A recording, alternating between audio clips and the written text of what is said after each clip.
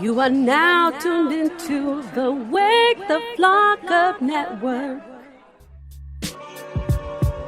When it comes to entertainment in Los Angeles, one production company has it on lock, Young Baca Productions.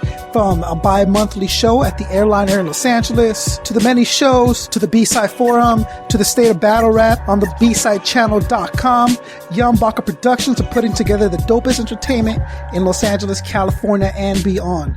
Check them out on Wake the Flock Up sent you, YoungBacaProductions.com.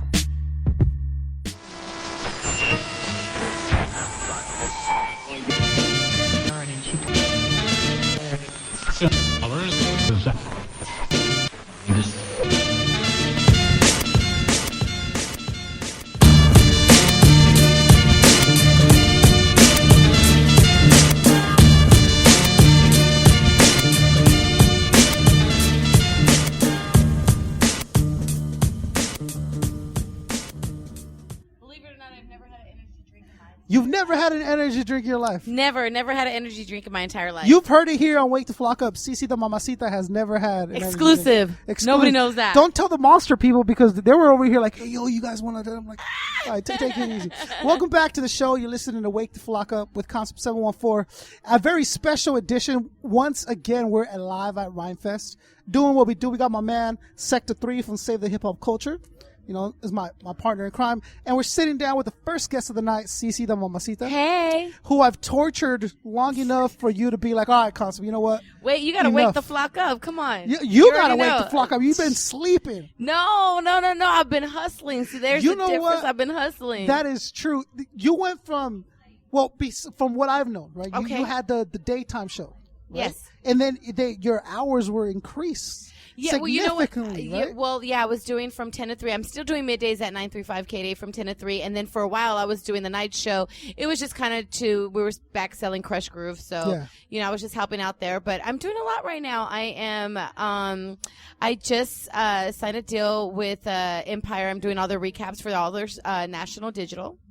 So I'm doing Empire, yes, Taraji, what? Empire, Fox 11, yes. Nice. Yes, I'm doing all the recaps for them. So I will, you guys will see me. You guys can go ahead and follow me on my Instagram at Cece The Mamasita. And also, too, I'm doing something with Dr. Oz in the next 4 months. So, yeah, I'll be working with Dr. Oz. I'm excited about that. I can only hope to be a guest, to be like one of the people on the, like, oh, this man, crabs or whatever. Yo, listen, my work with Dr. Oz is we're getting healthy. So, we're doing some type of healthy. That's so dope. Slimming down in 28 days. They're going to pay you to lose weight. Huh? They're paying you to lose weight. They're paying me to lose some weight. I love it. Yeah. I'm like, I wish somebody would pay me to eat, but it's okay. So tell me how it started for you, Cece. Like, when did you get an interest in radio, and how did you work your way into it? Well, I've been in radio for 14 years. I have, but I started in television. I started in it was more like an MTV for Latinos. It was called LATV at the time. So I was doing a show called the LATV Breakdown, and someone saw me doing television and representing the IE, and I got offered a job to work at Wild 96, and that's where my whole transition into radio came. Fast forward 14 years later, I'm here at Kday in LA. So I worked my way, but I started in Riverside. I did that for 4 years. I went to Vegas. I did I just so many shifts at Wild 96. I did morning show, I did overnights, I did middays, and then going to Vegas, I did the night show. I was number 1 in Vegas, and then I was top 3 in the whole United States.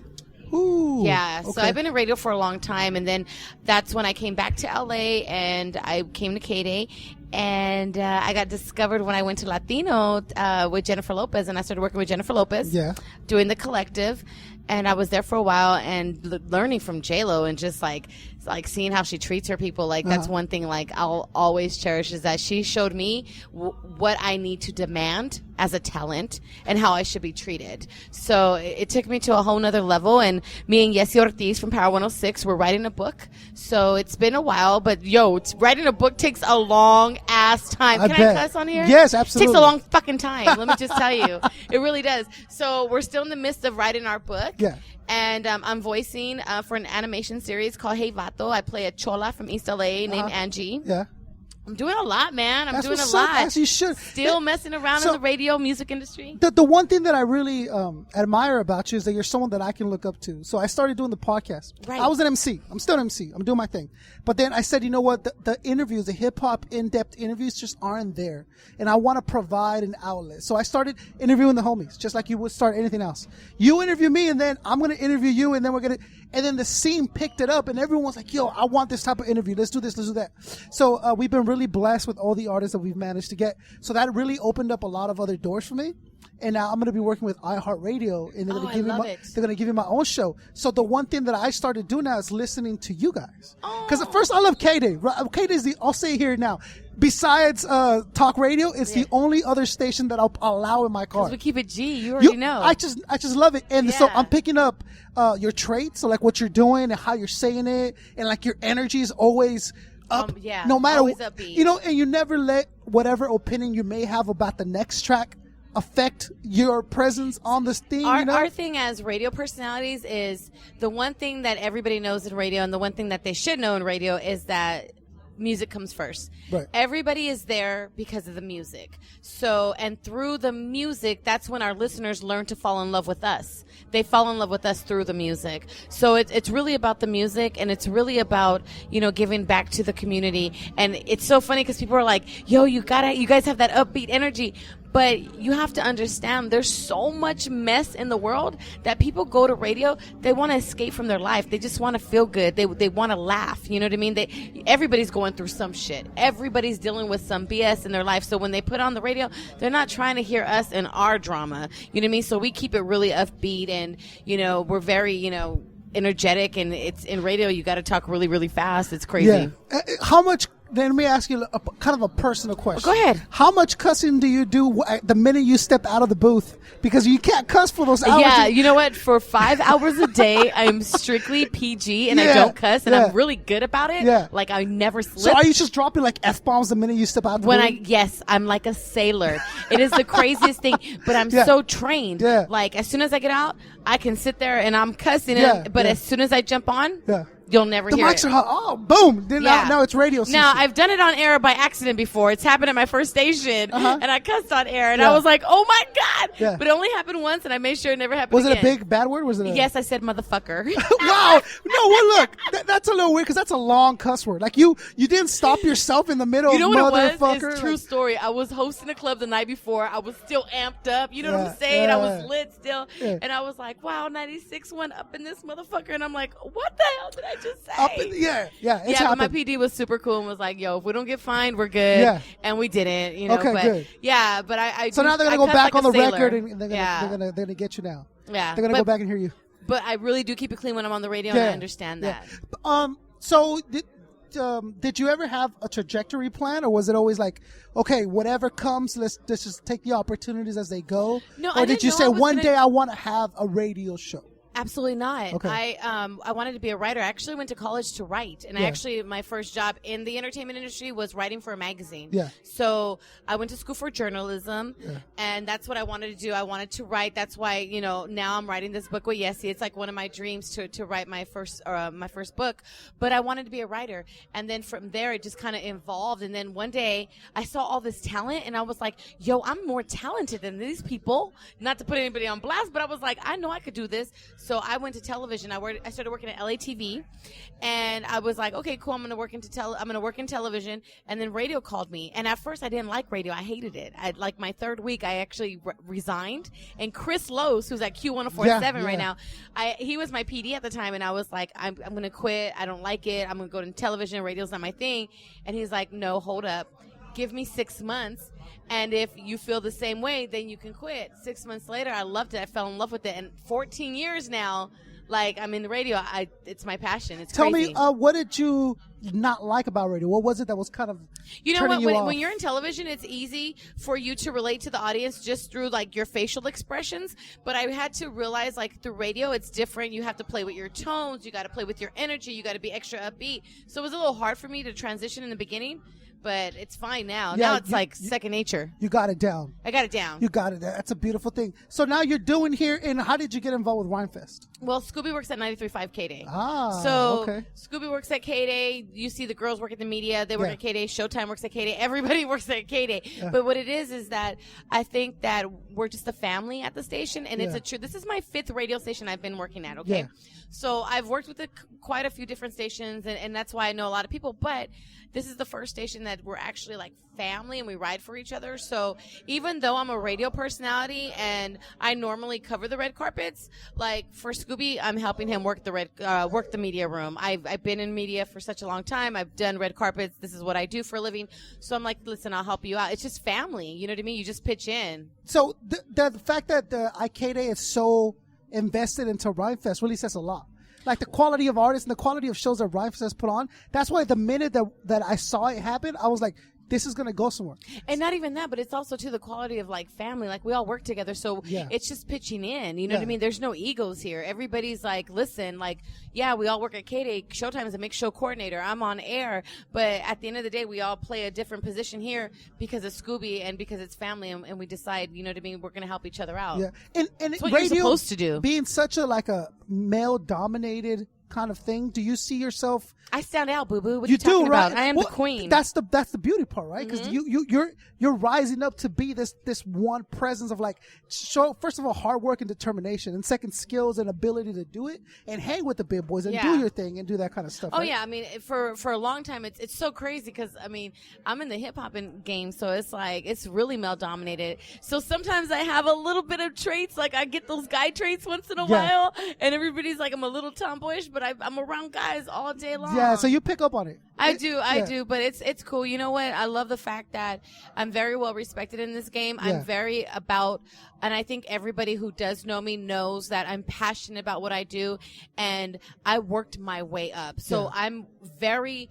respected among my peers because I didn't get that, I didn't just go straight up to the top. I put in work. I've gotten dirty. I've had to sit there and put in those hours, and people have seen me. I don't know, like it's just a grind for me, and it's just really about the work, and it's not about just, coming in and being cute. I see the girls sometimes and they're just cute, and it's just like, no, you got to do the work. I'm very passionate about the work.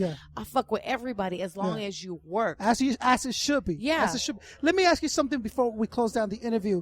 When Big Boy left, right, when that transition, that thing happened, what were your thoughts? Were you like in panic mode, or were you like opportunities? No, never. As a matter of fact, it's so funny because everybody had said at one point too, like, yo, Cece, you should be at the Real. You should go to the Real. Right. But I'm good. Like, you don't understand. I'm at a station that I really genuinely love the music. Nice. I'm at a station where I genuinely, truly love the artist. Right. Like, I'm in, I don't know, like, I'm in a position right now where I'm at my favorite radio station. I grew up here. I'm from, LA, the West Coast. I'm doing radio in my own backyard. Like, how blessed am I? I don't want to go anywhere else. Like, I'm good. I am exactly where I am supposed to be at this moment. And there's something beautiful about working for something or with something that you love. I produced a stay-at-home mom show. What do I know about like, stay what the hell are you doing for this stay-at-home mom show? But okay. For an hour, I was just like pushing blinds, coming in, coming out, giving her zero interest in the subject, right? So being involved around music that you like and people that you like, that's got to be going to work that much easier, kind of thing, right? So now we're here again. We're at Rhymefest. Cece The Mamasita will be holding down all night. Yes, I'm going to be here all night. I'm going to be working this media room. I'm going to be doing it big. De La Soul's performing. I'm excited about it. I'm super excited. And, I just really want, everybody listening right now, I really want, you guys to understand if you're going to be in this game and whatever you're doing, whether it's radio, television, producing, like, let it be passionate about it. Just be passionate about what you're going to do and let your work speak for itself. Like, my work speaks for itself. I'm genuinely about my work. I'm genuinely about my work ethic. I'm genuinely, about, what I'm doing. Everything I do, I'm passionate about it, and I'm all about moving forward. You're definite proof, and you're an inspiration to me. Thank Seeing you. a Latino person be able to reach up to the radio things, which allows me to say, oh, she can do it, I can do it. Oh yeah, absolutely. They can do it, I can do it. Now I see somebody doing it. It's crazy because people think that it's like it's you got to jump through all the hoops. It's the most simplest thing. Do the work. That's it. Right? Do the work, and everything will fall into place. Do the work. Don't get in your own way. I think No. people get in their own way because they're scared of it and stuff. So they'll get too drunk or they get too high, and that's an excuse right away to here's not the thing do too. their Like, thing. yeah, I don't drink. Yeah. And if you ever see me at the events, I'm completely sober. Like when I'm at an event, You don't even drink energy drinks. So there you go. I don't drink energy I know. drinks. I know you're completely. Yeah, I don't drink at all. I stay clear-minded. focused. Yeah. But that's the thing too. You never want to be, especially when you're a figure and you're a public figure. You never want to look sloppy. Yeah. And I always want to be in control of everything that I'm doing. Now, don't say that I don't know how to get down. There's a time and place for everything. Exactly. You know what I'm saying? Yeah. But let your work be your work. Right. And that's why too. You've never seen me sloppy. Mm-hmm. You've never seen me fall down. I've never been that girl. Right. I'm always the one that wants to be in control because I'm genuinely really want to get ahead and I Yeah. want to move forward. You Yeah. know what I mean? But at the same time, I also know how to balance. Everybody listening, learn how to balance that too. Yeah. Don't just be about like, oh, I got to work. Say, take some time out and focus around the people around you. Breathe a little bit. Yeah. You know what I'm saying? Learn to digest that and to really like take in your opportunities, taking your blessings, then move forward again. I always say that. You always need a day or two off a week. Oh, absolutely. You do. Absolutely. At least one. To breathe, right? To breathe, to get your mind right. Yeah. Because more important, we are more important than anything. Right. Yeah. Let me ask you this though, and we'll finalize the interview. What would make Cece say, "I've made it"? What would make you say that? What would it need to happen? What would need to be occurring? I don't think, because I think that I'm so ambitious, even though, like, there's been when I was sitting at Jennifer Lopez's house, I was with my best friend, Yessie Ortiz. We're sitting there, and I'm looking at her, and I got really emotional, and she said, what? I said, girl, look where we're at. Yeah. Like, me and Yessie been best friends for 10 years. We've hustled together. We've grind. I'm like, we're sitting at Jennifer Lopez's house having a barbecue eating. At that moment, you would think that we made it. And I felt like I made it for a split second, but then other ideas came in my head, and I'm like, yo, I want to get it. Yeah. I feel like I made it sometimes, but I want to get it. When my mom's satisfied, my mom's taken care of, then I'm going to be okay. So when you're on the New York top bestseller for your book, you're just going to be like, let's do another book. And let's do another one. Let's make it into a movie. I haven't made it yet. I got to make it into a movie. You're always trying to hustle. We never ever satisfied. Yeah. That's a beautiful thing. Yeah. I wish you the best. Thank you. I appreciate it. Please keep doing what you're doing. It's an inspiration to people like me that are trying to do their thing. I hold it down. I hold it down Yeah. for the raza. Yeah. I'm telling you all day, every day. Like, So when and where can they hear you? Tell them again. you guys can follow me on my Instagram at Cece The Mamasita. Make sure you're listening at Kday, 935 Kday. You can get the TuneIn app. I'm on air from 10 to 3. And you guys will see me in and out. Like, I'm doing the recaps for Empire. And I'm going to start doing the recaps for Shades of Blue for Jennifer Lopez for season 2. Damn. So I'm doing That's it. what's up. And I Beautiful. do it on my own. Yep. That's the most important thing. I do it on my own. Yeah, man. I'm just like, I'm so tired right now. I'm just spaced out from Crush Groove, Rhymefest. No, but I'm telling everybody, sure. like, you guys could definitely reach me. Do your I'm thing. always doing something. I'm always hustling. Right. So, Cece, thank you for your time. I appreciate you. it. Finally got able to Wake get the the Flock interview. Up. I Wake love the your Flock guys' Up. name, by the way. Thank you. Because I want to say Wake the Fuck Up. Yeah, You know what I mean when I say it? It's me letting people know, wake the fuck up, bro. Yeah, but wake the flock but up. in, I love in a it. friendly kind of way. That way, they don't get mad at me too you're much. friendly. Absolutely. Cece, thank you so much for your Thank you. time. So we're here again at Rhymefest. Cece's holding it down. We got my man Sector 3 with us. Yes. Who are Save you the hip-hop excited culture. to interview?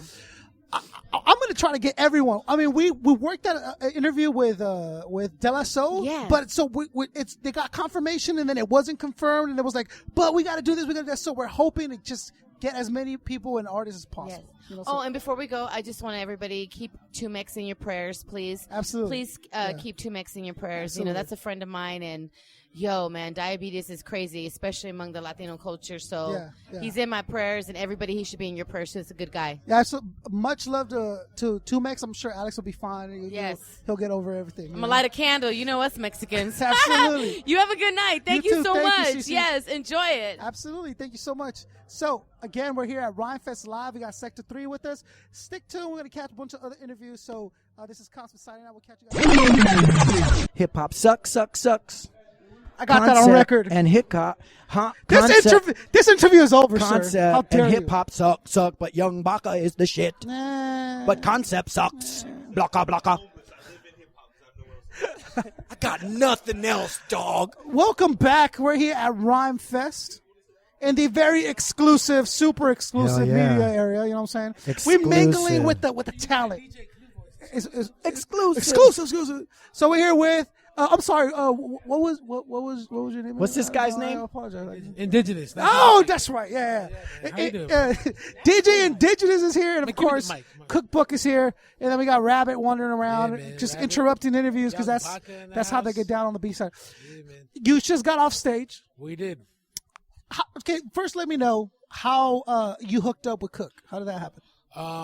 Me and Cookbook linked through a mutual friend, a guy by the name of LD on the cut, DJ for Sublime with Rome. Shout out to LD. So yeah, shout out. Big to him, shout man. out to them. It's the man. Obviously, Cookbook was looking for LD to to DJ, but sure. LD happened to be a busy guy, and me and LD are pretty close friends and shit. So he was like, "Yo, Cookbook's looking for a DJ." I told him to holler at you. And here we are. But let's talk about DJs that get busy. Oh yeah. Holy DJs shit, that get Indigenous, busy. you're a beast, bro. Thank you, man. Thank you. Talk about Rascast, Yes, right? sir. And basically anybody that comes through that wants a decent DJ, they come to Indigenous. Unfortunately, man, Yeah. I'm blessed to have that type of reputation and to have built it that way. You know what I'm saying? I thank you so much. So, when did it start developing to where you knew that this is where the path you were walking? Like, when did you know that this is what you wanted to do? From the second that I got my turntables, like that was it, man. I was hooked. Like there was nothing else besides that. I early on I knew that I was making a life choice. Yeah. And there wasn't gonna be any point of return from there. You know what I'm saying? Yeah. What made you get the turntables in the first place, though? A conversation with my dad. Asking me what I was gonna do with my life. Oh, okay. And me answering like, "Yo, like I like music." Yeah. And he was like, "Man, you ain't like music. Like you don't even play no instruments or nothing." Yeah. And that was kind of like, "Well, fuck, man. You just pulled my card. What the fuck am I gonna Put you say on the to spot. that?" Yeah, exactly. Because he wasn't lying. No, right? he wasn't lying. Right. So that was what kind of was like, "Yo, man. Well, I like this hip hop shit. Eventually, I want to do some producing or whatever. So let's go with these turntables." And that's really what drew your attention to it. Yeah, man. The scratching has always been something that stood out to me, like tracks like Boys in the Hood remix, Run DMC, which my dad would bump. Like, little did I know, like my dad was like semi hip hop head, even though he likes classic rock and all this other shit. He just likes music that that has rhythm and movement and whatnot. If he likes it, then he's with it. And a lot of these songs he would play, man, on the way to the beach and stuff like that, man. Let me ask you, when did you? Okay, luckily we've been really blessed with the artists that we were able to sit down with and do. Like I literally have a wish list that I'll have people cross their names off of. Yeah, I seen it. I seen it on the Instagram or Facebook. Dude, and it's 100% true. The day we started the show, I created it, and now and then I've only added names. Crossed out.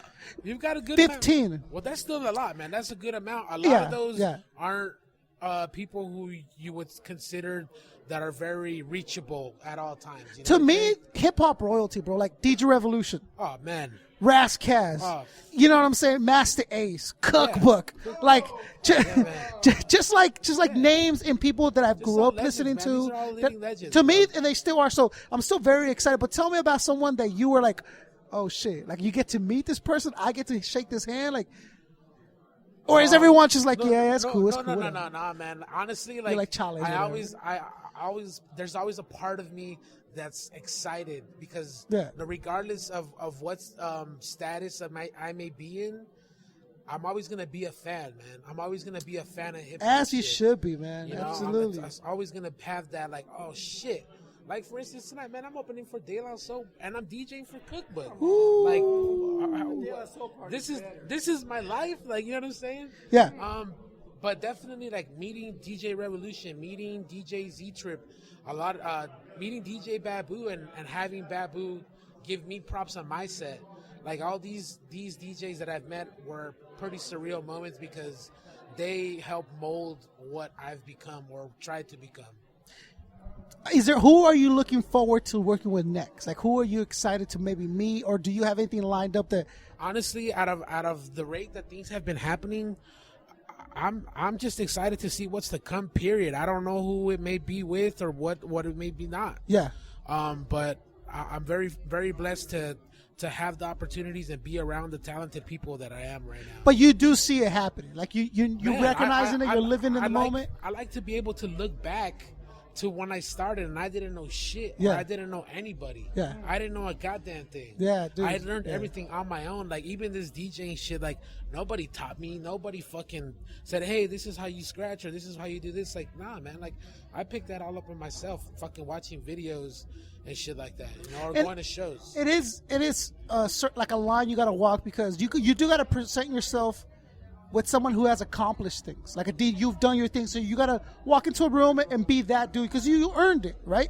But in the inside, you're still very childish. Like, oh shit, like dude, me chilling, I'm chilling. I got media passes. I was like over the fucking moon. I was like, oh, this is so dope. Like, I'm so excited. But I still want to walk into the people knowing, oh, okay, there's Wake the Flock Up. This is like, what that's what I'm saying. Like, I guess it's like maintaining your composure. You I have guess. to, right? You know what I mean? While the inside, you're just like, holy shit. Yeah, man. Like I said, I still get stoked for this shit, even though it's become my norm. You know what I'm saying? Like, and that's why I'm telling you, it's a big blessing, man. It's a big blessing to be able to say that that's my normal life. That's a beautiful thing, dude. That's a beautiful. You got to come back for the full in-depth interview, though. Indjnous. You already know. Because we got to make it happen. I think it's time. And I think it's been a long time coming for that, man. Yeah. So just let me know. Make sure you give me some time. I'm with it, man. Okay. I'm going to hold you to that. Yeah, man. I'm going to hold you to that. Cook, let me ask you a couple questions. So, talk to me, baby. You're You're here at hey, Rhymefest. Hey, yo. I plead the fifth. You plead the fifth? Unless, you know what? Unless it's hip-hop, I plead the fifth. Cook gives me a hard time every time he sees me, bro. You know what? Because he's like, all right, Concept, I'm gonna play only real hip hop because you're here, bro. And I'm just like, yo, dog, I'm just me. You're just you, bro. You're just you. Yeah, you're here at Rhymefest, right? Yes, we are. Tell me how that went down. Excuse me? Tell me how that went down and what it means for someone like you who's been here in the game so long to be included in these Concept, I'm going to tell you like this. Let me hear and it. this is real talk from my heart to you on some hip-hop shit. All right. And this is no joke. I feel like I'm in my second childhood, man. Word to Nas. I put this whole new Cook album out, and I swear to God, I feel like a whole new Cook, like a full rebirth. And like a lot of the, and this is real shit. A lot of the dreams and a lot of the goals that I've set for myself are literally coming to pass right now, like before my eyes. Last weekend, me and this guy did, we were on like a little mini couple shows, tour if you want to call it, with Dilated Peoples, playing to sold out. Here we're at Rhymefest. Yeah, the record's doing great. I'm getting mad press, mad love. People hit me up all around the world, bro. It's starting to feel like the heyday of LA Symphony days, but it's me, bro. You're solo. It's me. You know what I mean? And it feels really good. I'm not taking nothing away from my brother. Those are my brothers. Yeah. Bunch of them are in the house tonight supporting me. You know what I'm saying? I'm not taking nothing away, but there's something very satisfying and gratifying and stratifying. As it should be. And quantifying about really being able to like build this shit back up on my own. Because really, man, like the first solo thing I ever did was in 2009. Yeah. And I thought, God's honest truth, I thought like, oh, man, the symphony fans are coming with me. They love me. And they do love me when I'm up there with them. When I dropped my solo stuff, I was like, even if it's like 1/3 of the fans, I'll be living good. I'm straight. Man, boy, was I surprised. You know what I mean? It was like, What do you think that was attributed to? I think they like the group, but hip-hop fans don't have patience anyway. So we spent so much time building up the group and not building up the let me put it to you this way. LA Symphony's blueprint was like, make it a group. But when we started, our blueprint was more like Living Legends, where it was a crew. We would do a crew album every once in a while, but it was always everybody's pushing the individuals. Yeah. So people knew who we were in the collective, but they're used to just one product, one thing, one name. The group became an entity. Yeah. That they only recognize if everyone was there. Right. So when you were trying to do your solo stuff, they were like, oh, that's cool. We're not sure if we like you by yourself, but we know we like you as a one. Exactly. Okay. So every time I go back to do LA Symphony stuff, it's like there's this, I'm like, where you guys been? Right. I've been out here doing, so I had to come to terms with that, and I had to really kind of almost turn my back on the fans that I perceived that were there that weren't supporting me. I'm like, they're not supporting me anyway. They're not even here, so fuck them. So do you honestly think that you're having to start from scratch as a solo artist? No, not totally from scratch. Right. I mean, of course,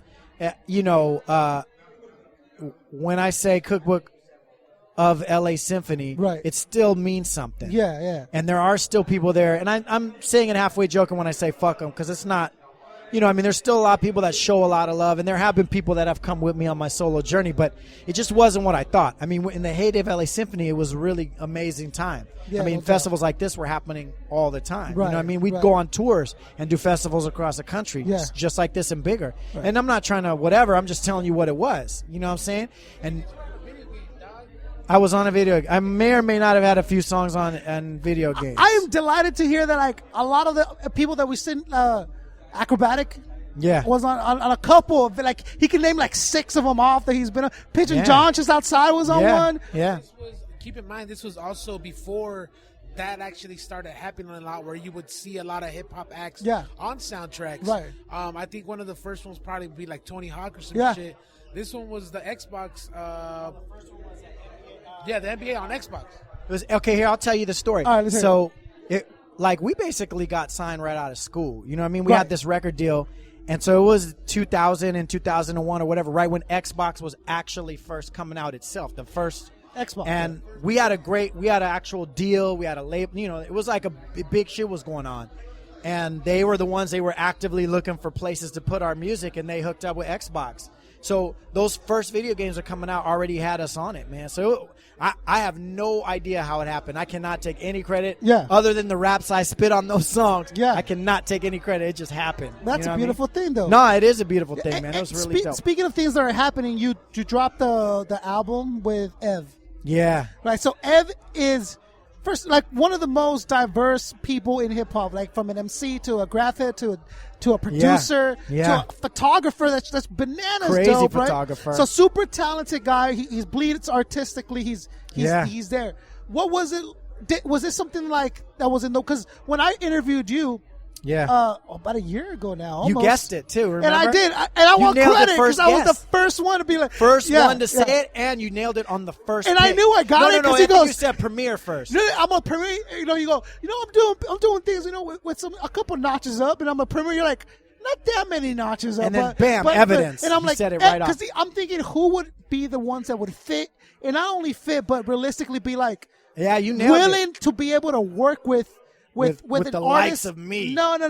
A dirty, greasy, grimy Puerto Rican with a white-ass face. Wow. I'm that sorry. would that would lend himself to be available to an artist like that, right? Yeah, I was yeah. thinking, well, I mean, hopefully Premiere, and then like, I'm like, well, it Oh, has to be man. Ev. It has to be Ev, and it finally came to be. It did. And it was. Yeah. How did that happen? Well, I've known Ev for a long time. Right. And Similar stories, right? Signed out of high school. yeah, same big thing. Deal, Like, blah, blah, blah. So he might have you still guys been in high related, school, right? actually. I mean, yeah. Very similar. And so I met him like a long time ago. And then we were doing an album in 2005, Right. and we hit him for production. So we did a song with him then. Yeah. And then 2010, I just kind of maintained the friendship with him. Sometimes I'd go over and like, because I could play keys and stuff, he might have me play some keys or bass lines on some of his beats here or there. Like, so I just maintained the friendship. Yeah. And then I started the EP series, Yeah. the one that we were talking about last time I was on the show, which was first one was Repmatic, second one was Blue on the production. Right. And I was like, yo, the third one, I wanted to be Ev. So I went to him and, I just started telling, hey, this is what I want to do. And he was with it. He said, let's do it. And man. at this point, Ev had already done a number of records, right? He already had Yeah, we had produced, like, a bunch of done stuff. 2 or 3 records Okay, together, I think. Yeah. And so he rapped on one and he produced 1 or 2. I mean, yeah, something like that. And it's been extremely well received. Oh, man. Right. That's an understatement. I mean, I can't believe the overwhelming amount of love I've gotten for this. Let me say this. From having listened to the LA Symphonies to hearing your solo thing, dude, Yeah. I was super, super not only impressed that it was like, oh, that's still Cook. Like, it's still Yeah. Cook, but you turned up the engine on it. You Yeah. went up a couple notches on It's a it. whole new Cook. It really was. The name fits. It's not just a clever title. And you can hear the evidence influence. Yeah. In some of the things. The that we're evidence doing. production. Yeah. Because he produced my Very, vocals, very too. much. That's the way to say it. Oh, is that how it went down? yeah. Okay. Yeah. So he engineered the whole thing. Everything. He engineered. Dude, Like, yeah. we would just go in, just, close his studio door. Yeah. And he would, he never let me take beats home, ever. He told me from day one. He said, I'm not giving you a beat CD. You're not emailing you beats. You're going to come here, and either I have just made the beat or I'm going to make it with you in the room, and I would write while he's making the beats. Yeah. So sometimes I'd write like 3 or 4 different like hooks and concepts, because by the time he finished the actual beat, it had changed so much. Like the last song I did tonight is called TBH, right? Yeah. When that first started, I was writing a girl song to whatever he had, and by the time it got done, I had written like 3 or 4 different things, and then that was the final beat. I was like, none of that is going to work for this. And I wrote some fire bars. I was like, yo, this is hot. I had like dope hooks and stuff, and I was like, I got to scrap all of this. Yeah. But I never worked like that before, and it was amazing. It was like the creativity and the energy that was coming out of it was something totally different. And I think it's fair to say that had it not gone as well as it did, your solo venture out, do you think it would have kind of maybe discouraged you in the way of like, okay, maybe I'm not a solo artist per se, or not that? Well, I never doubted myself as a solo artist. Matter of fact, to be honest with you, I and LA Symphony knows it too. I love being a solo artist. Right. I think we all kind of do, because when LA Symphony started, there was 8 of us. Yeah. Then it went to 5, but still that's 5 people. So everybody when we said, because we're not like broken up, like if we get booked for a show, we go do it. We're all homies. We put a record out at the end of 2014. You know what I mean? Like it's all love. But man, everybody was like, yo, it's so refreshing. Like, and so even when we did that album in 2014, when we had the first meeting, I was like, honestly, guys, I don't want to do it. Yeah, you told me that that was gonna be the last LA Synth album, because you're like, I'm done, bro. Like, I'm just over it. I loved it. I loved doing it. It was really fun, and the album is really good. But I was like, man, and I told him too, I was really honest, like, a lot of the reasons why I don't want to do this are super selfish. I'm like, I love being a solo artist. I don't want to share the shine. I don't want to share the shine anymore. I'm like, I really love it. And they were like, you know, they respected my honesty. And I think everybody kind of felt that. They're like, yo, to be able to be you're 1/8 of a person, or 1/5 of whatever, and then you get to do only you. Like, there's nothing better. And again, Ev can relate to that also, right? Yeah. Having been the dilated, and then the career going extremely well with Weatherman and Cats I was and around Dogs. when he was working on Weatherman, and I remember him like, you know, he was like, man, you know, like, this is a big deal for me. You know, I don't know that he was like nervous, but he was definitely like thinking about it. You know, like, man. And I told him, dude, are you kidding me? You're gonna do great. And man, out the box, he killed it. The Weatherman, it's a classic album, man. Insanely good, bro. And as a Dilated fan, I was surprised. Like, yo, wow, Ev just went. Last week, you know, Dilated show, they do their little solo parts, man. When it comes to his solo part, when Mr. Slowflow drops in, I can smoke a whole 1/8 with a split. I mean, the whole crowd, bananas. Shh, I don't even smoke weed, and all of a sudden I feel high out of nowhere. Like, woo! I'm like, whoa. So what do we got next for Cookbook? The album's successful. Yeah. You're doing your thing. You're pushing it, promoting it. Do we have something else in the works? Well, or are you going to kind of... So I thought that the CBEP series was just going to be a trilogy. Yeah. So it would have been Rhapmatic, Blue, and Ev. I love doing them. I don't know, like, I've been writing a couple songs to, like, my beats lately and stuff, too, so I'm going to record them, and I don't know where those will go. But I'm probably going to end up doing another of the EP series, and I'm going to reach a little higher. That's all I'm going to say. I have somebody specific in mind. Can I guess so I can get it down? Guess. I don't think you'll guess. I told you, right? I don't think you'll guess. Try to guess. Oh, I don't get a hint? No hints, because I don't want anybody to really guess. But it's a hip-hop head. It's a hip-hop producer, obviously, time. Right? And it's not Premier. No, it's not Premier.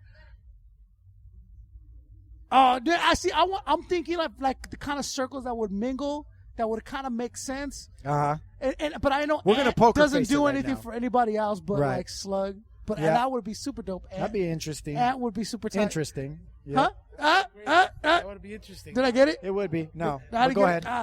So we're not going to tell you if you got it anyway. Oh, come on. Because dude, it's like negotiation time. It's not even that. It's like we're barely kind of, hey, what's up, bro? Okay. All right, but he's he's a known producer. It's not like an MC that's producing. No. Very known. Like with I keep taking steps up. I keep taking steps up. You know what? Let's stop this conversation. This interview is over. All right. So, Cookbook Indjnous. Thank you guys for sitting down with us. Yeah, no problem, man. Dude, I'm happy Thanks, for man. both Thanks of for you. I seen you guys working, doing your thing out there, and like two of the hardest working dudes out there.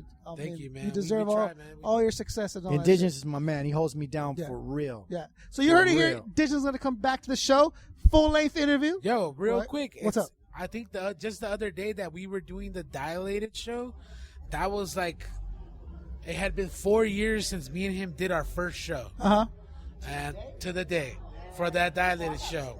That's what's up. Oh, word. You were asking me about like how we hooked up and stuff like that. And I had been using different DJs, whatever, and I did call LD. I was like, what up, man? I know you're balling out of control, but can you DJ for me, or do you know somebody? He said, oh, my man, Indjnous. So me and him started talking, like texting and calling, hey, what's up, bro? That's what we're doing, whatever. And I had some show coming up. And it was when I was doing a set where I would play the piano and sing and do like some funny stuff with the crowd. And so here I am like, hey, we're trying to hook up for practice or whatever. Day of the show, we couldn't hook up, so the day of the show, I had to go practice with him that day. So I show up with a fucking piano in my hand. Like, this guy's like, what the fuck? You know what I mean? I roll up into this full studio with a piano, and he's like, yo.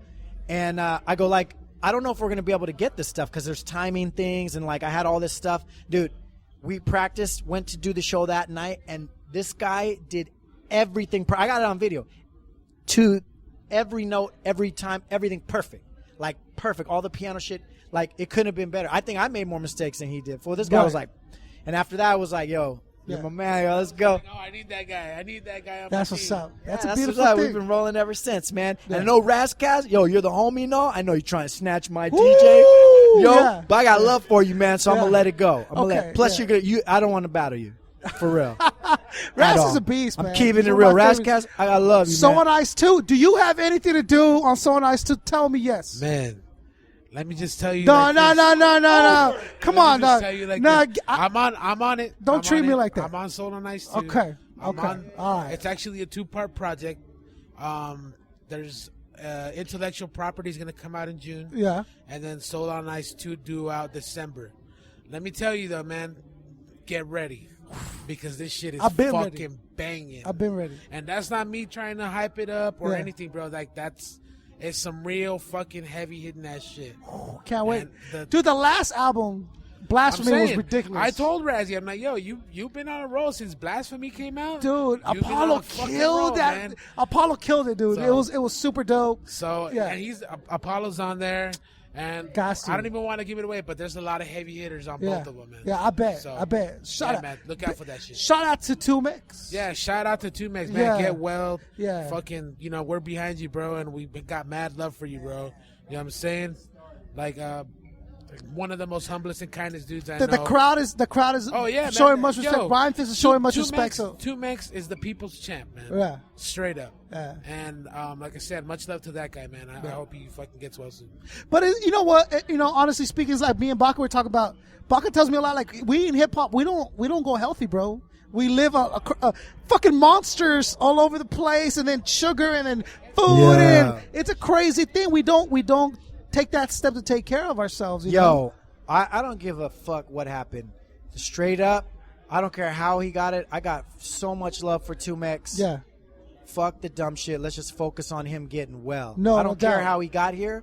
It's all about him getting well. And Alex, man, I'm going to come see you, bro. We're going to kick it, man. Yeah. I got some words for you, man, because my pops went through literally the exact same thing. Yeah. Exact same leg. And, Yeah. and like, in a large way, I can really understand what he's going through because I saw my dad go through it. Right. And I'm coming to the house, bro. We're going to kick it. It's not man. putting any fault or blame on him, but I'm just saying No, he could be the person to be like, yo, this is what it could be. You guys, he could start that setup of people like paying attention more to their health. Like Master Ace, another one, like vegetarian and Like, there's been times where he's like, yo, you should try drinking more water or fucking drink some more green tea or whatever. I know. He's always been on that tip. And Yeah. I've definitely seen him fucking take care of his own health. Obviously, No doubt. He used to be a bigger dude before. Oh yeah. But So shout out to regardless- 2Mix. I'm sure he'll do regardless, fine. man, fucking, Indjnous much love to him. Cookbook. Thank you for sitting down with us. Thank you. We're man. here live at Rhymefest. Yeah, Rhymefest. That's right. Hey, let me ask you a question, What Concept. up? Is Rhymefest hip-hop enough for you? It's not hip hop. It'll do. It'll do, he says. No, fuck yeah, Rhymefest is hip hop. Dude, that's what. They got De La Soul in here. If you said anything else, I'll smack you. No, yo. Rhymefest This is interview is one of over. the one of the few that I'll actually like go out and be like, okay, I need to fuck with them. I need to get involved on the bass round because I know they're doing it right. They and that's are, what's man. important, Shout you know out to what I'm Scooby and the whole team. Shout out to Everybody's Scooby. been showing me so much love, taking care of me. Yeah. You know what I mean? And I'm low on the totem pole. Indjnous got He's another still show he's got showing to go DJ. I know, Look he's at outta him. here. He's already out of here. He's already. fool's like, got his backpack on. I got 2 more shows I got to Got do portable on the way home. turntables. He's getting crazy. Do your thing. All right, Cookbook Concept. Indjnous, thank you for Yo. sitting down with us. That's what's up. My Absolutely, man Baca's in the homie. house. That's right. Puerto Rico Young representing, Baca, baby. Hip hop culture, Sector 3 is Boricuas here with all us. day, every day. All day, Puerto every Rico, day, go baby. to sleep, wake up. Puerto Rico. Peace. Was it with Big Gibb shit? Yeah. No, the Key Club. Fuck, Sunset. Yeah, okay. Yeah. You got a good memory? Yeah. How's your memory? You got a decent memory? How's what? Your memory. Members? Yeah, your memory. Good memory? It's cool. It'll do? If I was real faded at the time, then it'd be bad. Because you and me done this before. My memory's horrible. Oh, then it's gotta be terrible. Yeah. memory is fucking No, you know where it was at? It was at. You tell me, I'll probably remember it. Hold up. Okay. Team Backpack. Which one? The one where it had you, obviously. It had Jeff Turner. It had all the mechanics. In L.A. Not that long ago, it had Matt Child and it had all the mechanics. And we were outside and... Huh? I'm horrible, man. You know what? Yeah. I'm going to be honest with you. And this is a confession right here. Let's hear it. I'm bad. If I'm sober, my memory is on point. You were not sober for that show? Is that what you're saying? You know what? Anytime I do, it's fucked up, man, because I've been trying to get myself together. Yeah. And I've been doing good when I'm not doing a show. But if Yeah. I got to do a show, I got to get as extremely faded as I can get. Yeah, do you remember your name? Sometimes I do. Okay, sometimes let I the don't. people know. Let them know. Am I looking at the camera? No camera. This is all shit. audio. It's a podcast. It's Jarren motherfucking Benton. That's beautiful. That's the name. I'm gonna give you, man. You finna get a dope ass interview, bro. Oh, okay. I'm finna give you the shit, bro. You're down here at Rhymefest. Rhymefest. Literally down here with us. Yes. With the media. What involvement do you have with Rhymefest, and how did that happen? Man, it was actually. I'm gonna just say this. I'm honored to be here, bro, because I think a lot of people probably. I think my music may mislead some people. Mm-hmm. I think because I'm from Atlanta, I'm from the South, so a lot of my shit sounds. It reflects the city that I'm from. Right. But the sound, when I say it reflects the city, sonically it reflects the city where I'm from. So you still hear kind of, I guess, what people call turn up a trap beats. You'll hear that. Right. But lyrically, you'll hear like a dope ass MC over those beats. But people don't know that I'm like the biggest fucking hip hop head in the world. Okay. I put money on it that there's nobody that was born in 1985 or after that can out hip hop me in any hip hop trivia. Oh. Like I'm a hip hop fucking like head. So to be here means a lot. Like the Grouch. Let me do you a favor. E.I.C, Let me do you a favor. De La Soul. That's crazy that I'm here. Sector 3 is the editor-in-chief of Save the Hip Hop Culture, one of the biggest hip hop blogs on Instagram. No, you got to do it. At least one. Do one. Come here, Sector. Just one. Give him one. Ask him one might trivia beat me. question that he must know. Right? All right. Let me think of Okay. all Before the end of the interview, you'll come up with one. All right. All right. So that's what he does. Is you go to his page and he'll go, on this day, De La Soul released album, blah, blah, blah, blah. Okay. And then he'll give you a little bit more of the fact, and then date specific. So that's what he does for a living. Okay. Oh. Peace. All right. All right. So we know female MCs are kind of scarce in hip hop, right? Yes. You've had Salt and Pepper and all that. They're considered one of the pioneers of hip hop in terms of females. Yeah. Right? Who was the first all-woman hip hop crew? That's a tricky one, though. Not to get a deal, just considered the first all-female hip hop crew, Wu-Tang style. Goddamn. He got me. Oh. Hold up. Wait. Was Roxanne Shante in that group? Nope. Hold up. Damn. Okay, you know what? Let's do this. He got me. Favorite. Do you have a? Do me another one. Yeah. Do you have an artist that's like your favorite?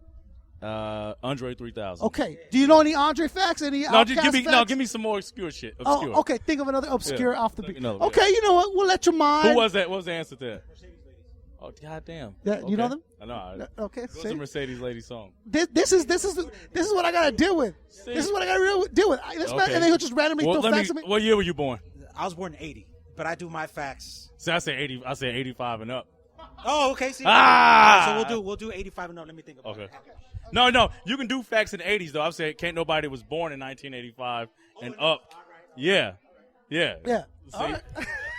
No, but you've been very well received in LA, in California. Yeah, man. Y'all show me love. Y'all the first people to show me LA showed me more love than Atlanta at one point, man. Why do you think that is? I think because with me, I feel like, you know what, I feel like a child that don't know his place. Because the underground don't fully accept me neither. Right. It seems like they kind of like, it's like every group of fucking musicians, or it's like they kind of got their own like, kind of like cliquish and shit. So the underground got their shit. Then you got the mainstream Atlanta shit. I'm not, even though the beats may fucking fool you, but the lyricism is just not. But the lyricism may be too good for them, so they don't. Team Backpack has welcomed you with open arms. Team Backpack, right? Is the motherfuckers. Okay. I fuck with them. What is it you think about your style that drew them and that's recognized you? Because, I mean, Team Backpack... I think now when it comes to ciphers and shit like that, it's just straight, I'm just going in. I'm not trying to do melodies. I'm not trying to do something that can fit with this genre and that genre. I'm just trying to go the fuck in. And to be able to hang with cats like, Passionate and Jeff and fucking Locksmith, who is a beast. Actually, me and Locksmith and this new dude coming out named Jordan Lucas got a track that's on my album. It's out on my SoundCloud called Tech in the Church. Fucking ridiculous. I bet. It's crazy. I bet. So being able to hang with them, you know what it is? You never do good in your hometown, right? That's, I think, any artist, right? That's true, except for Jay-Z. Well... Yeah, except for Jay-Z, right? But he came back and he like home and he's like, it's different. It's different. Yeah. I'll give him that. You're out here in LA, right? Yeah. You're out here now? Is that where you're staying now? Or No, bro. I'm in LA every month. Mm-hmm. There's not, if not every month, every other month, I'm in LA. Is there a place like a state you claim residency in? Yeah, I'm gonna be honest with you. It used to be the Valley. I used to be always in the Valley because that's where DJ Hopper. You really DJ Hopper, man, because usually if I would stay in L.A., I would stay at my nigga Hopper's house. Yeah. So it'd be the Valley. But now that I don't want to inconvenience that nigga because he got his girl and shit. So okay. I don't want to be the nigga that's staying with my nigga, with him and his girl. So I just stay by the airport. But I literally leave the fucking airport and come out. Okay. Come out everywhere, man. The live music element in your sets. Yeah. That's I think, like, again, what I hear a lot was like, oh, is that a live band? Is that a live band? I heard that a lot when they were setting up and performing, and then you come out and do your thing. Yeah. Right? When did that take place, and when did you decide that was what you were going to do? Because it's pretty much every performance you have, right? Yeah. When did you say? Yeah. When did you say this is what I'm going to do? That's been like for a minute, man. I say, and you know what? I'm gonna attribute that to Yellow Wolf. Because I'm one of those people, because I see niggas steal shit from me, and they never give me the fucking props. Yeah. So I said to myself, if I borrow from another nigga, I got to give him the props. I think the live show, I attribute to Yellow Wolf, I attribute to Iggy Pop, and I attribute that shit to Marilyn Manson, David Bowie, a lot of rock shit, because I'm into rock heavy outside of hip-hop. So, but Yellow Wolf was the first nigga I seen with like a rapper who had a drummer. We used to do these shits in Atlanta before the nigga got big. It was me, Yellow Ritz, Hollyweird, a lot of up and coming rappers back in maybe 2006, 2005-ish, 2005, 2006. We had this shit called Fucking Awesome. And it was like this, the weirdo niggas in Atlanta would get together and do our own showcase, but it was in this venue to where you had the punk rock kids, you had the fucking trap niggas, you had everybody would just come together, right, and just party. Yeah. So I seen Yellow Wolf. This was I don't even think that nigga had an album out, and he did a show. He had only album he had out then was this the fuck was it? God damn it. It was some shit where he took a lot of classic rock shit and just rapped over it. He didn't have an official album. And I saw that nigga with a drummer. I was like, yo, this shit crazy. Yeah. And so literally probably 2 weeks after that, I said, I'm reaching out to a drummer, which was my nigga Alien War, who was a crazy drummer in Atlanta who's drumming for a lot of people. So that's when I want to incorporate, because the shit I like about rock music, man, is their live performances. Punk rock from fucking like, their performances is just so ill, man. It's like, even Prince, I'm gonna say this too, I attribute a lot of shit to like old school 80s Prince, like the fucking Dirty Mind Prince, when he didn't give a fuck. It's just something about just not giving a fuck and just being into your vibe. That's why I try to tell like my DJ sometimes, and this is why Kday, I'm drunk, man, so I'm about to be on a tangent. Okay, that's why these niggas sometimes like they don't get it. It's like, bro, regardless of how much shit go wrong on the stage, if the sound sounds shitty, if the crowd is not moving, fuck that. This is you. Just like get into like, sort of like remind me when I was a kid and I would just perform in my own fucking room in the mirror by myself. Yeah. Nobody's there. So you got to do that when you're on the stage. Like, just rock like nobody's fucking there, and you just into your own shit. Fuck it. You're performing for you. I'm performing for me. And it just happens to be a crowd. Yeah, it just happens to be a fucking crowd. And the crowd responds to that, right? Yeah. Because you're at ease, you're comfortable, you're delivering like no one's there, which is the best. That's exactly. In my head, I'm acting like I'm in my fucking room. I'm acting like I'm 12 years old in my room. Yeah. Dancing and performing. I would listen to Korn, bro. I listen to Korn and Manson and literally like perform they shit. Some Freak on a Leash shit. Yeah, yo. Before that, it was the Korn's first album, bro. Like I would listen to that shit and like act like I was performing it. Yeah. And like act like they were me. Let me ask you this: you got sisters and brothers? Who? Sisters and brothers? I don't. I do have brothers and sisters, but we didn't grow up together. I have a cousin that we grew up together, raised together. What does your family say about the trajectory that you're down right now? They don't really know, man. At one point, I think they don't really know. No, I mean my family. I love them to death. They have no idea. We kind of like we shifted apart. Probably when I was 18. Yeah. I went out on my own, man, and it's like. What about moms and pops? They don't. I mean, they know, but they don't know. They don't know the extent. I think you about to be my fucking psychiatrist now, man. I don't talk to them that much, bro. That's what's fucked up. But they gotta have some idea. They got an idea. You know what? I take that back. I had my mom come to a show in Atlanta. Yeah. That was the last show I did on my slow motion tour. And it was like a big pack. It was popping. What did she say about that? Was she like, "Holy shit! I didn't know. I didn't realize"? Or was she just like, my mom's so fucking like laid back? Yeah. She's like, I think she enjoyed it, and I think she. But it wasn't like it didn't blow her fucking away. I don't think. If it did, she didn't express it. Right, but I mean, was there like? You don't think she has like a sense of like, okay, he's good, because like you're saying, you don't talk to him very much. I don't think she listened. You don't. No, I think she'll see, but she don't like listen. Like she won't. I don't think she like took any of my music and like really listened. Does that fuck with you at all? No, do you kind of wish they would or take interest, or is it just like? No, I mean. It's neither here nor there. I'm so used to it. Yeah, so it's that like, it's not a thing. Nah, it's not even a thing. Yeah, man. my mom still asks me like, "Oh, what do you do? What is it? She still don't know what you do." She kind of thinks, and she goes, "Where can I listen to it?" Or like, right? And I'm like, "Mom, would she listen to it?" See, let me tell you what's fucking crazy about that. I listen to music right now, right? And I always listen to music that my mom grew up to. Like I listen to fucking Al Green. I listen to James Brown. I genuinely listen to it. Right. So you got to think, when she was a teenager, when she was a young adult, this was the shit she was listening to. Even from shit like Cameo, I listened to that shit and genuinely jammed to that. Yeah. So with that being said, it's weird like how it's a disconnect to when it comes to the younger culture. They can't really connect with that.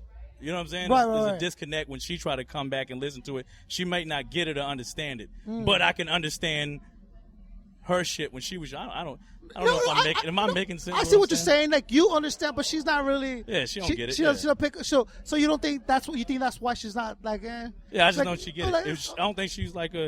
I don't think she get it, man. Yeah. Yeah. Okay, so I think some shit be too personal too. Like if she hear, I think she still look at me like a kid. So if she still hears like some harsh lyrics or some shit like that. She's like, "Hey, you cussing too much." Yeah, exactly. Somebody cuss. Exactly. That's all they hear is you cursing too much. Versus you hear the fuck I just said. Yeah. She just hear the word fuck, bitch, shit, and it kind of turns off. So you're not doing it for them.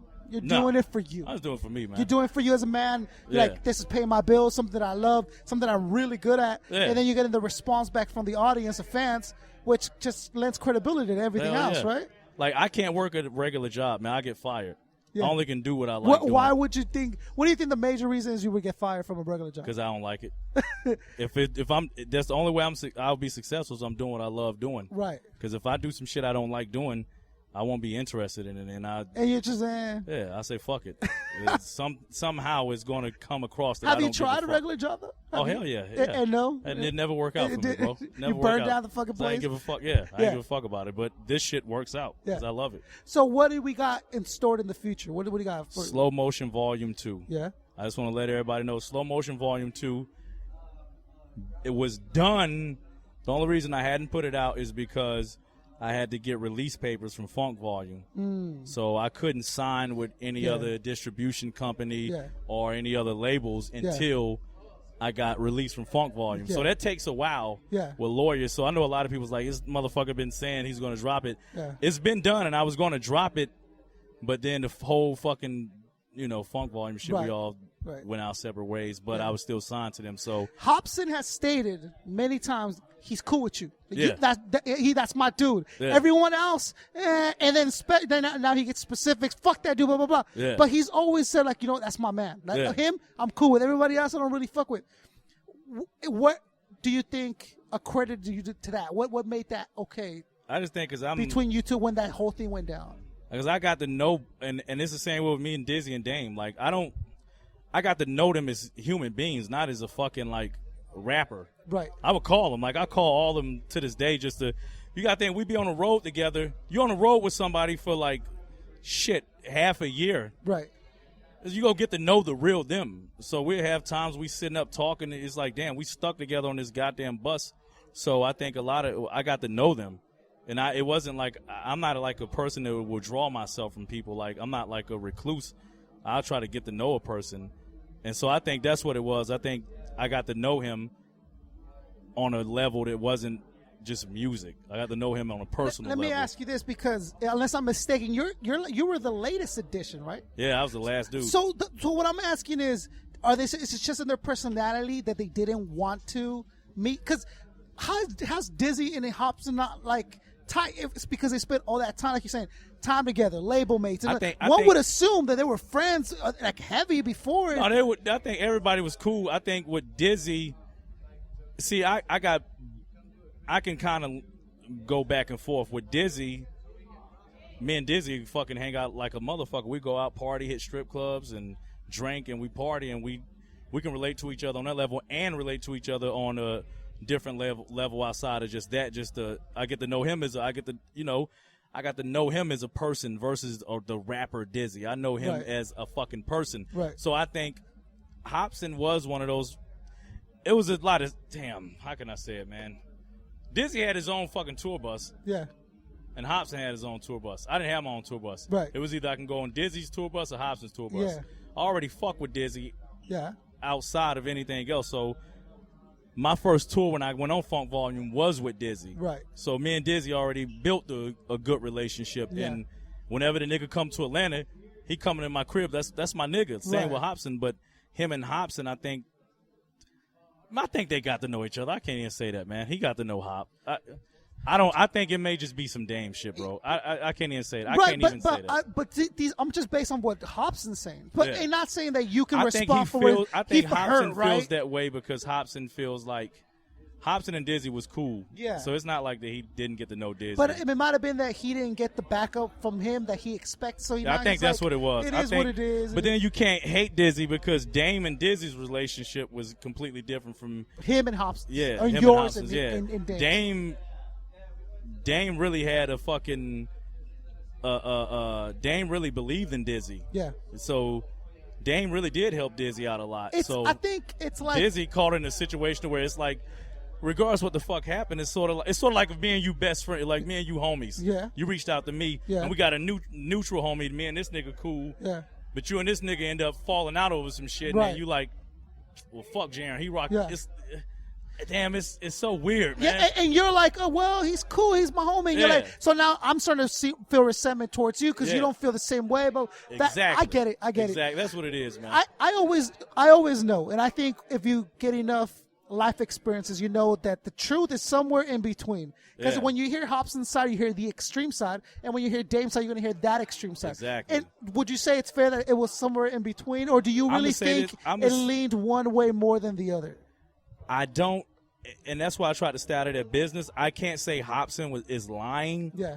because I don't know what the fuck he sees in his paperwork or what his lawyers or what his accountants and whatever they're saying to him that they're seeing that he feels it is unfair. Yeah. I can't say he's a liar because I don't fucking know. I don't know that man's paperwork. Right. I don't know his legal situation. I don't know what he's dealing with. Yeah. And Dame says this. Dame has another story. So it's like I don't know y'all's business. Yeah. I just know y'all on personal terms as my homies. Right. I don't know what the fuck is going on business-wise. Yeah. So I can't say Hopsin line and I can't say Dame line. Right. Because honestly, I only can go off of my personal experience with both of them. Hopsin never necessarily did anything shady towards me. Dame never necessarily did anything shady towards me. And if Dame did something that I disagreed with, it was always I could call him. Right. But that might not have been him and Hopsin. That might not have been the case between them two. Yeah, exactly. Right. So I can't sit here and say Hop is a fucking liar, and I can't sit here and say Dame's a liar because I don't know the dynamic of their business. Yeah. Fucking relationship. So when Hop left, did he take the Funk Volume name with him? Is that why Funk can't can't be around no more? Nobody wanted to. Continue I think he that? wanted to take Funk Volume, the actual name of Funk Volume, and continue it, but I don't. The legal shit, man. That's a whole nother like monster. Right. In it, the legalities. Just the I don't title know how of they. Yeah. How they structured their fucking like, because when you got a business together, there's also like, what do they call it? How do you operate? I forget the name of the legal term of it, but it's like, how do you operate after you dismiss a label, like, or if you dismiss a business, how do the two people operate after that? So it's like it's so much legal shit and it's ridiculous, but man. So do you think that had any direct effect on your path, on your trajectory, or was that just something that you're proud to be part of? But let's move on. I think it's what I think it's just something I was just part of. Yeah. If I look at it, sometimes I feel like, damn, man, like I'm pissed off, or I feel a certain way that it ended before I got to put out this project, because I feel like this project, with their support and with the structure that we had, was going to be beneficial, but to everyone. Yeah, but I don't know. But now I'm just on my own, so I not necessarily on my own. I got my own management and shit like that, but I'm doing something new. I don't have the support that I had. You know what I'm saying? Right. Well, are you weary like, now of signing again, or do you not want to hell sign for a I'm while? Stupid weary of signing. Really? Like, okay. I got a couple of offers on the table. You have to have had, right? Yeah, but I'm like very skeptical because I just don't like it. It reminds me of 9 to 5s. Like when you work a 9 to 5, and then you got family to feed, you got yourself to feed, and then you go in there and you dedicate yourself to it, and then you go in there one day and your boss says, "Hey, you're fucking fired." Yeah. And it's like, oh shit. Now what? I don't like that feeling of being dependent on. I don't want to. I want to know like I'm good. Yeah. So that's what made me say, fuck this. I need to build my own shit up so where no nigga, if Hopsin don't want to do shit, or whoever the fuck on my team doesn't want to do anything, I'm still good because I'm operating solely. And the only way you can do that is if you work hard, you're your own boss. Like you're responsible for yourself. Yeah. You're paying yourself. You're your own man like that. And with labels, that's rarely going to be the case, exactly, right? because labels can shelf you if they don't feel that you got a sound that fits in with what's popular. It's so much politics and shit behind all this shit, man. It's just like sometimes it make me honestly say, man, I don't even want to fucking do rap. I swear to God. The politics makes it so fucking like make you want to just say fuck it. Hell yeah. Because even in the sense of like, I'm a little older than the average rapper. I'm fucking 34, man. So it's like, for me, I come from a cloth to where it was like, I came in an era where it was like being a dope MC was the shit. Yeah. So it's like then the shit just changes and it's so fickle that shit doesn't matter no more. Then it's come to an era where you got to have it's so much. Now it's the antics. Who got the fucking antics on social media? Who can build a character? It's like, it's about everything but the fucking music, man. Right, or then it's like, who you got to have a cosign for them to even fucking, you got to have a strong cosign for people to really, I don't know, man.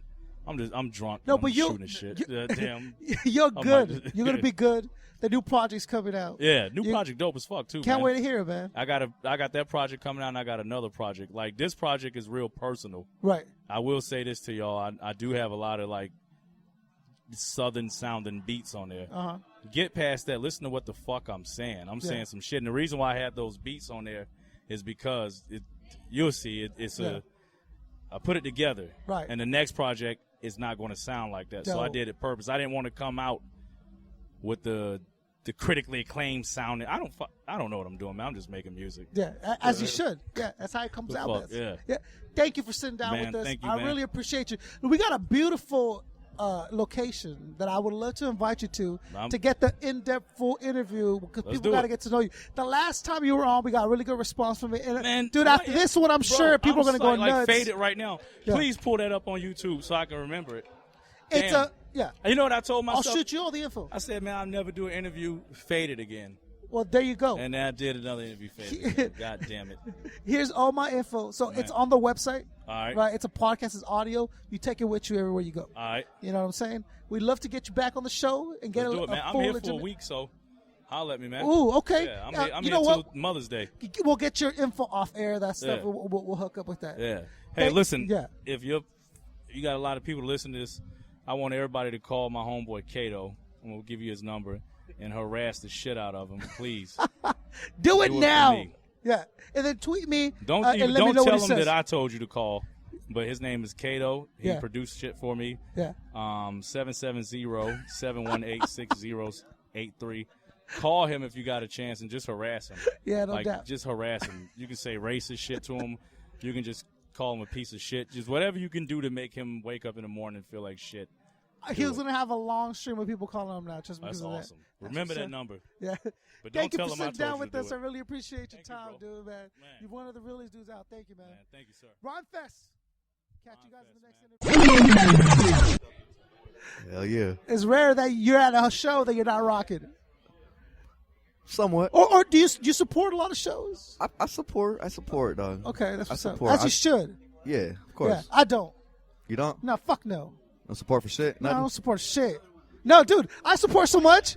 I only buy clothes at hip-hop shows.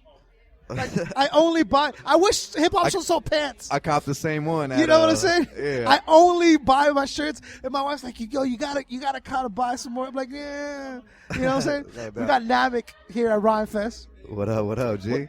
Namek, like I told you, we know what's gonna happen is they're gonna have like a national list of hip hop contests, and they're gonna just be like your band. Like you're not allowed to enter any more shows. It's not fair to everyone else. You know what? Because they don't have your experience of being in those shows. You know what I'm saying? Yeah, man. You tripping, first of all. You're like, don't say that. I'm making a living off of that shit. Yeah. Nah, not even, dog. Like I've really just been. I've been kind of winning some shit lately. Yeah. Why not keep entering battles if I feel like I'm doing good enough to win them, you know? Yeah, absolutely. Why not? Yeah, it makes sense to me. Yeah, why not? Like, shout out to Ab and the Flow and Tell thing, and that really, like, branched off into something else, and now I'm really trying to do more things now, and it feels good, man. Like, at the same time, like, I'm not going to take any credit away from anybody that takes me out, like, no doubt. Like, I don't win everything, homie, like, shit. Yeah. But this hip-hop shit is about that, homie. Like, as long as you got heart and get it in. Yeah, absolutely. And we'll see what happens. Absolutely. Shout out to Hazard for taking me out at that Crest group. Who would you say has been your hardest like competitor to beat? So I would say Hazard. He got me at Crest Groove. Hazard lately, the most recently, or ever been the hardest contestant you gone up against? The hardest contestant in any or battle. Someone that you were not nervous, but you were like, oh, this fool's gonna be on here. Okay, let me.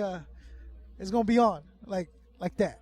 Okay, something like that. Okay, I would think. Where you had to step your bars up just a little bit more, because you knew dude was gonna be there.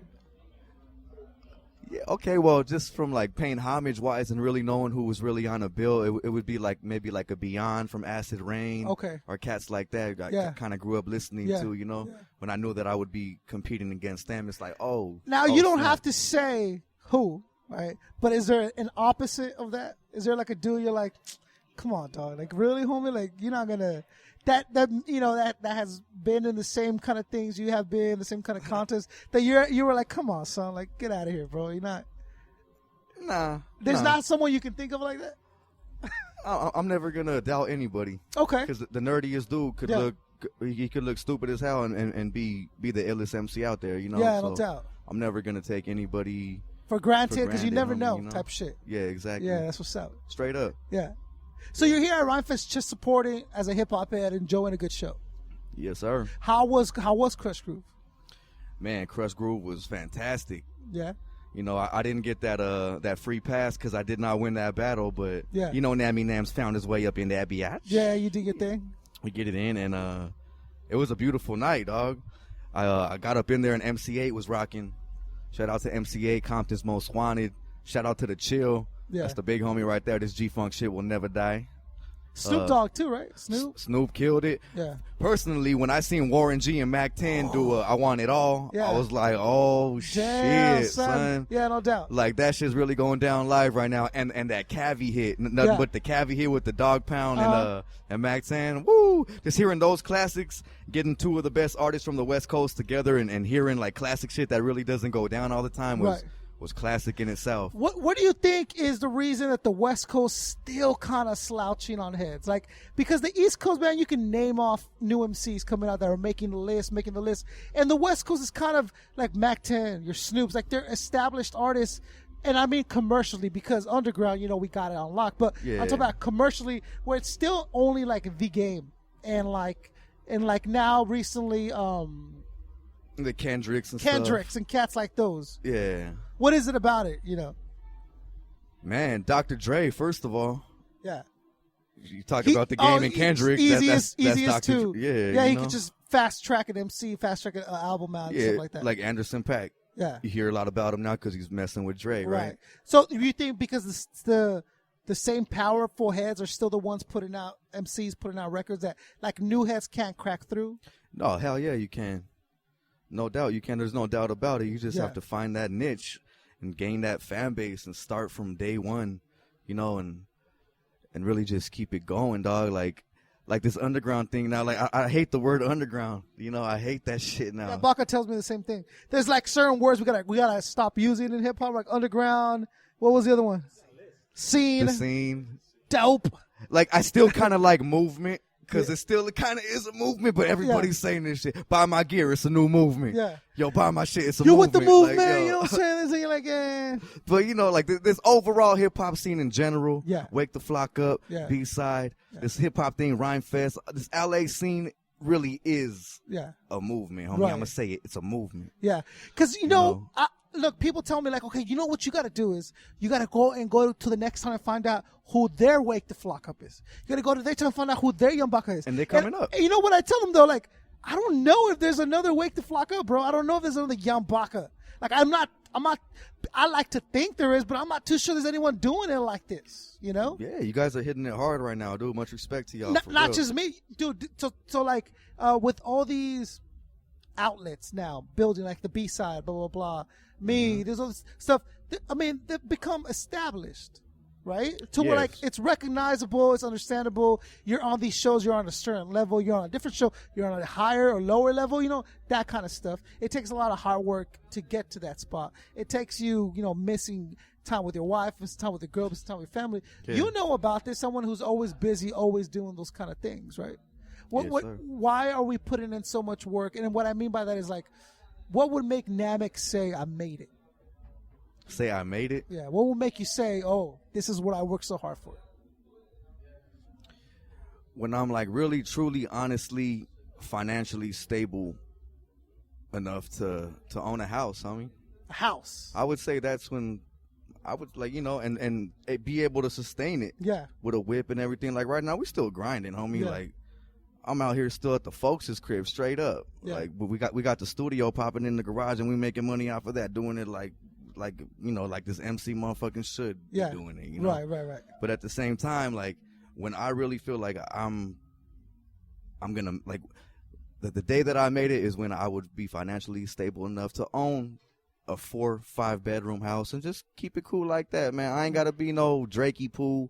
I ain't gotta be no Tory Lanez. I ain't gotta be no cat like that or anything like that. You know, I'm cool with just chilling in my 4-bedroom pad with the pool table, couple bomb ass little breezies, and just chilling, smoking bleezes with my peoples, man, and keeping it 100 with myself and knowing what I got to do to succeed, man. Yeah. So what are we doing to get there?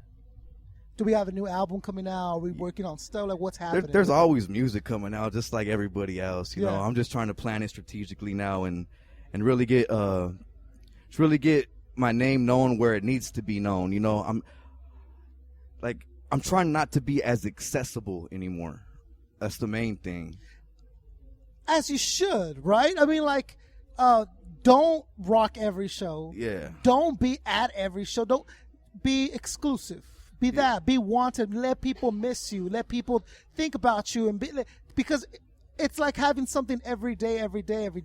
You drink this beer, you know, but then you talk about alcoholics. You drink the same beer over and over again. Eventually, you're going to be like, I'm tired of this beer. Yeah. This beer's not as good as it was the first time. Or it's not as good when I have it once a week, right? No doubt. And for the hip-hop head who's thinking about music that way, like, yo, you know, man, I heard Namek so many times already, bro. I'm over it. You don't ever want to give them that, right? Exactly. And now getting older and realizing what's really good, like, of course, I'm not really trying to do that anymore. No disrespect to anybody holding everything down, like on the weekly, cast throwing weekly shows and stuff like that. It's all love. Much respect. Get your paper, homie.